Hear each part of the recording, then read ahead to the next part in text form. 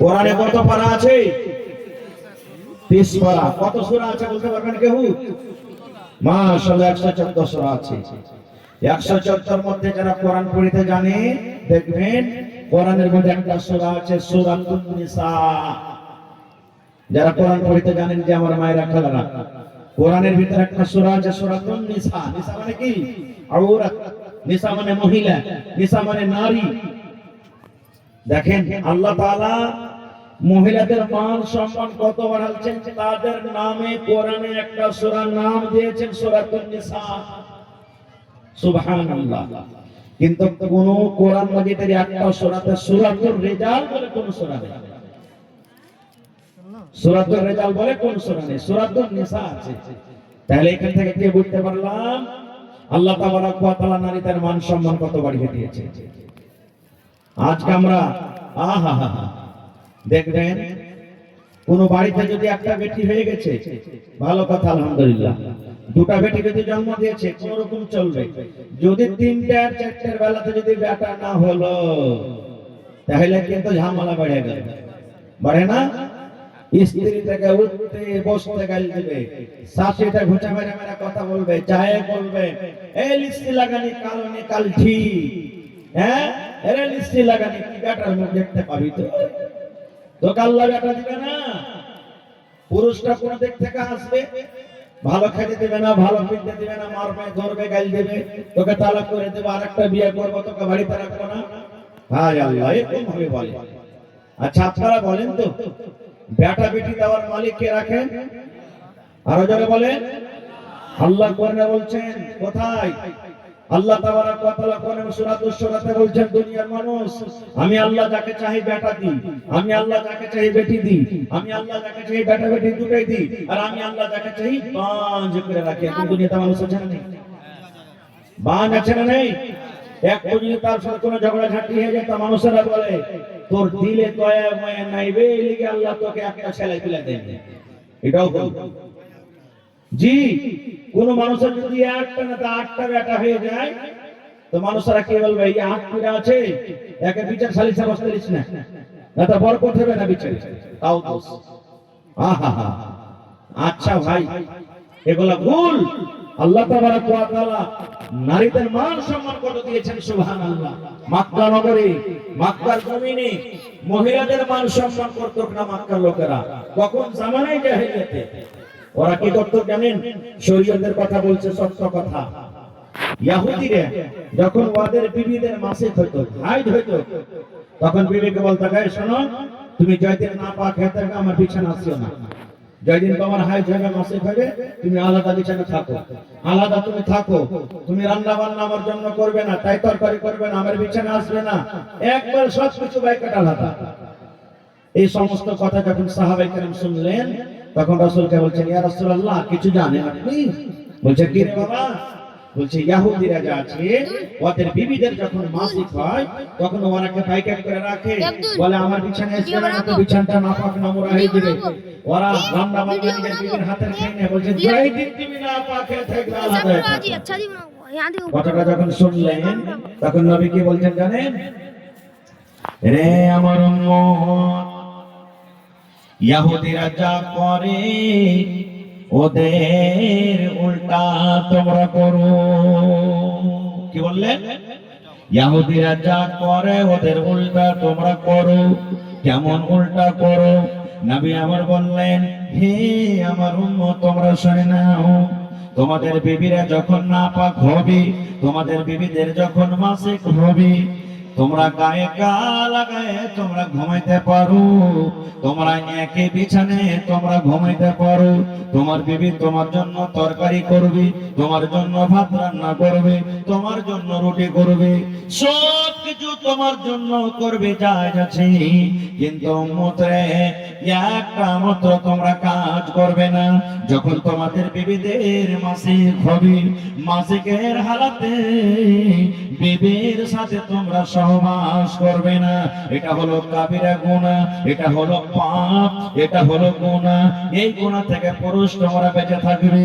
2 নম্বর মেয়েদেরকে বলা হয়েছে, মহিলাদেরকে বলা হয়েছে, নারী তোমরা শুনে নাও, যখন তোমরা নাপাকের হালাতে থাকবে, যদি রমজান মাসে কোনো মা, কোনো বোন, কোনো দাদি, কোনো নানি যদি রমজান মাসে যদি নাপাক হয়ে যায় রোজার হালাতে, যেই দিন নাপাক হয়ে থাকবে রোজা রাখবে না, রোজা ছেড়ে দিবে।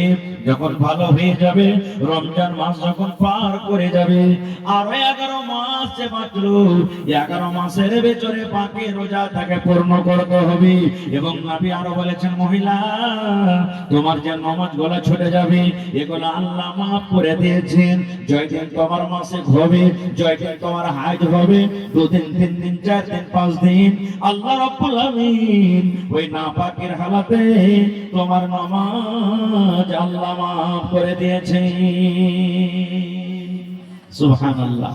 তাহলে কি বুঝতে পারলাম? ইহুদিরা নিজের বিবির বিছানা থেকে আলাদা থাকতো, আর রাসূল বলছেন না, এটা ভুল, এটা জুলুম, অত্যাচার হচ্ছে নারীদের প্রতি, এটা জুলুম। তোমরা একই বিছানায় ঘুমাও, একই গায়ে গায়ে মিলিয়ে ঘুমাও, কোনো রকমের গুনাহ নাই, কিন্তু একটা গুনাহ থেকে বাঁচবে, শুধু সহবাস থেকে। আল্লাহ নবীর স্ত্রী মা আয়েশা রাদিয়াল্লাহু তাআলা আনহা কি বলেন জানেন? নবীর পাঞ্জরে আমি বসে আছি, আল্লাহর নবীর পাঞ্জরে আমি একদিন বসে আছি। মা আয়েশা বলেন, আমি গিলাসে করে দুধ পান করি কিংবা পানি পান করি, গিলাসে পানি পান করতে করতে যখন গিলাসটা আমি রেখে দিলাম, হয়তো কিছু দুধ কিংবা পানি বেঁচে আছে, নবী আমার গিলাসটা তুলে নিলেন।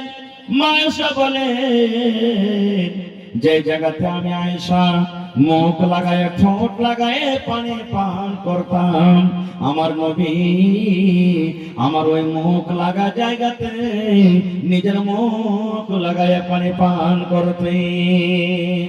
শুধু তা নয়, মা আয়েশা বলেন, আমি যদি হাড্ডিতে কামড় দিয়ে দিয়ে খাই, হাড্ডি যদি আমি চুষে চুষে খাই, কিংবা গোশতে আমি কামড় দিয়ে দিয়ে খাই, ওই পিসটা খেতে খেতে যখন আমি থালাতে রেখে দিলাম, নবী আমার পিসটা তুলে নিলেন। যে জায়গাতে আমি আয়েশা গোশতের মুখ লাগাই আমি কামড় দিতাম, আমার নবীজি ওই পিসটাকে নিতেন, এবং যে জায়গাতে আমি মুখ লাগাই কামড় দিতাম, ওই জায়গাতে আমার নবী নিজের মুখ লাগায় কামড় দিতেন। এবার মা আয়েশা কি বলছেন জানেন? আমি তখন মাসিকের হালাতে থাকতাম।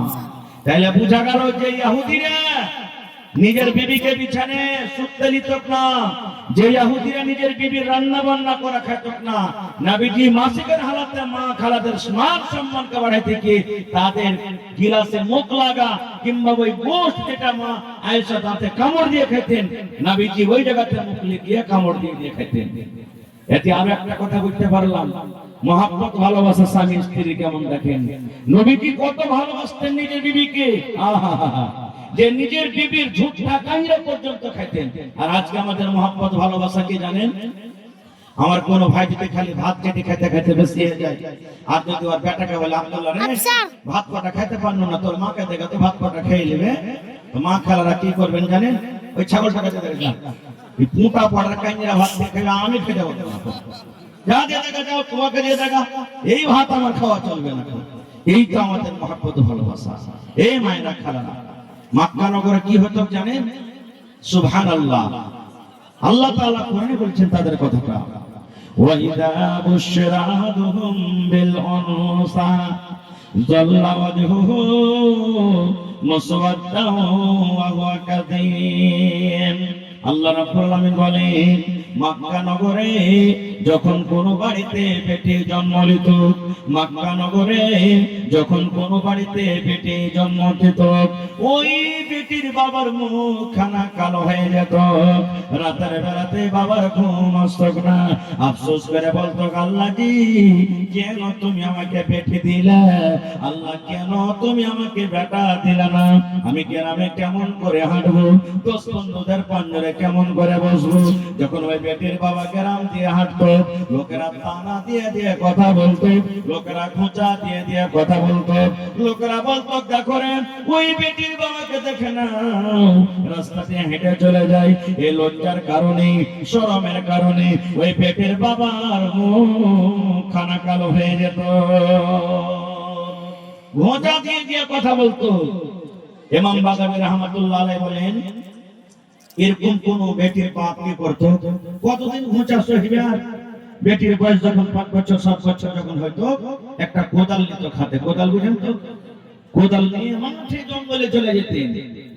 বিবিকে জানাতো না, বাড়ির কোনো মানুষকে জানাতো না। আর একটা কবর করতো, গর্ত করে বাড়িতে আসতো। বাড়িতে আসার পর বিবিকে বলতো, বিবি রে, ও হালেমার মা, ও জায়েদার মা, ও জামিলার মা, ও খালেদার মা, বিবি তুমি শোনো, আমার জামিলা কই, আমার খালেদা কই, আমার জায়েদা, আমার কলেজার টুকরা বেটি কই। বিবি বলতো, স্বামী গো কি হয়েছে বলেন তো একটু দেখি, কেন আপনি নিজের কলেজার টুকরাকে ধরেন? বলছে, বেবিরা আমার জামিলা 5 বছর 6 বছর হয়ে গেল, 7 বছর 8 বছর হয়ে গেল, মক্কার বাজার জীবনে কোনোদিন দেখেনি। মক্কার বাজার কেমন হয়, মক্কাতে মেলা কেমন লাগে, আমার কলেজার টুকরা জামিলাকে তুমি সুন্দর করে গোসল দিয়ে দাও, নতুন জামা কাপড় দিয়ে দাও, তেল কাজল তাকে তুমি দিয়ে দাও, আমার জামিলাকে